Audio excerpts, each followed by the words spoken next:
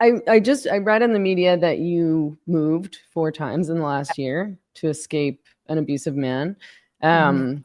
I've been in the position of having to escape an abusive man, and I think for people who haven't had that experience, they really don't understand how hard it Right. is, how strategic you have to be, how dangerous these guys are, who often seem like nice guys, like out in the world. People are like, Mhm. oh, I've never seen him do anything bad. I've never seen him do Yep. anything bad to you. Like there's still a very common response of not believing women. And I kind of hate that slogan, believe women, because no, you don't just believe everything anyone says just because they're female. Yeah. Um, but I think people who aren't familiar with abusive relationships think that abuse is just about like getting punched in the face. But Yeah. there's so much more that's happening behind the scenes, and it's never easy to just leave. No. I wonder, what do you think are some of the most misunderstood aspects of domestic abuse, and what do you wish that people understood better?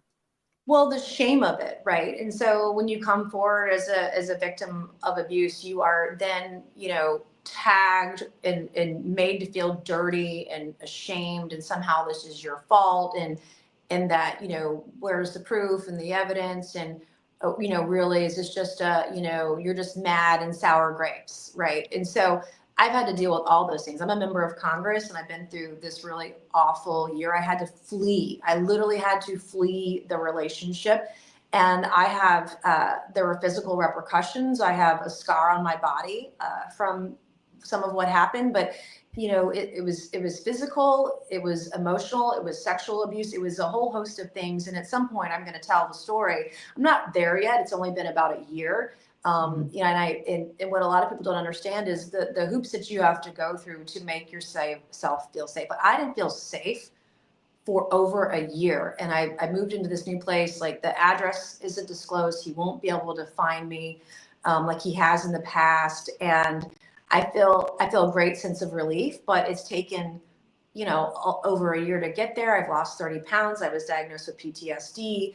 The trauma from the harassment that I have gone through since leaving, and it's emotionally abusive. There's financial abuse. There's not just the physical abuse, but there's a whole host of things that happen, and not feeling secure and safe in your environment, your home, or a place where you're changing. Like, my trauma has made me more deeply sensitive to the invasion of men in our spaces, because I know how vulnerable women are when they think that they have privacy.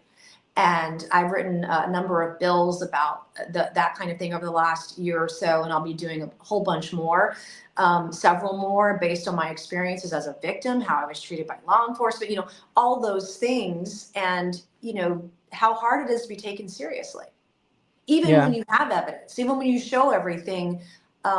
It's sort of ridiculous, the hoops that you have to go through, and it's sad, really. And if it's this tough for me, then how is it for the average woman, Hmm. right? And I'm trying to do everything by the book, and I have attorneys, and doing everything the right way.